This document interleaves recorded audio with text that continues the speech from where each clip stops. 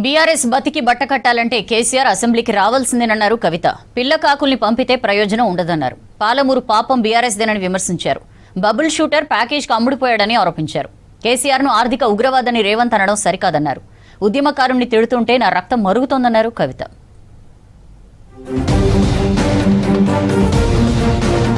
జాగృతి అధ్యక్షురాలు ఎమ్మెల్సీ కవిత కమెంట్లు బీఆర్ఎస్ లో సెగ పుట్టిస్తున్నాయి.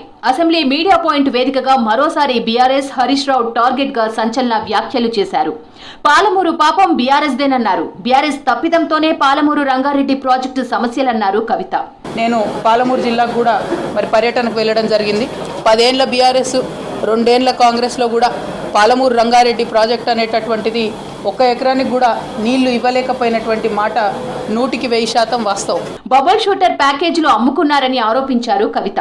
Bubble shooter వల్లే బీఆర్ఎస్ లో ఈ పరిస్థితి వచ్చిందన్నారు. పాలమూరు ప్రాజెక్టులో ఆరోపణలు ఎదుర్కొంటున్న వారికే మళ్లీ డిప్యూటీ ఫ్లోర్ లీడర్ పదవులు ఇచ్చారని ఫైర్ అయ్యారు. సోర్స్ జూరాల నుంచి శ్రీశైలం ఎందుకు మార్చిరు అనేది కేసీఆర్ గారికే బాగా తెలిసి ఉంటుంది. అట్లా కాకుండా ఈ బబుల్ షూటర్స్గా చెప్పుకునేటటువంటి వాళ్లకు డిప్యూటీ ఫ్లోర్ లీడర్ పదవులు ఇచ్చి ప్రజలకైతే విషయం అర్థం కాదు, మ్యాటర్ పోదు. మరి బబుల్ షూటర్ల వల్లనే ఈ ట్రబుల్ అంతా వచ్చింది. మొదటి ప్యాకేజ్ దెబ్బపడ్డది ఈ బబుల్ షూటర్ వల్లనే. పాలమూరు రంగారెడ్డి లాంటి ప్రాజెక్టులు చాలా పెద్ద ఎత్తున ఇబ్బంది పడ్డాయి. మాజీ సీఎం కేసీఆర్ పై ముఖ్యమంత్రి రేవంత్ రెడ్డి విమర్శలను తప్పుపట్టారు కవిత. ఉద్యమకారుణ్ణి ఉరితీయాలని రేవంత్ రెడ్డి అంటుంటే తన రక్తం మరుగుతోందన్నారు. ప్రతిపక్ష నేతను ఉగ్రవాదితో పోల్చడమేంటని ప్రశ్నించారు. ఒక ఉద్యమ నాయకుడిని పట్టుకొని టెర్రరిస్ట్ కసబ్తో కంపేర్ చేస్తూ ఒకసారి ఉరేయాలి, రాళ్లతో కొట్టాలి అనేటటువంటి మాటలు ఏవైతే మాట్లాడినరో అది ముఖ్యమంత్రి పదవిలో ఉన్నటువంటి వ్యక్తులు మాట్లాడే మాటల్లాగా లేవు. దీన్ని మేము చాలా తీవ్రంగా ఖండిస్తూ ఉన్నాం.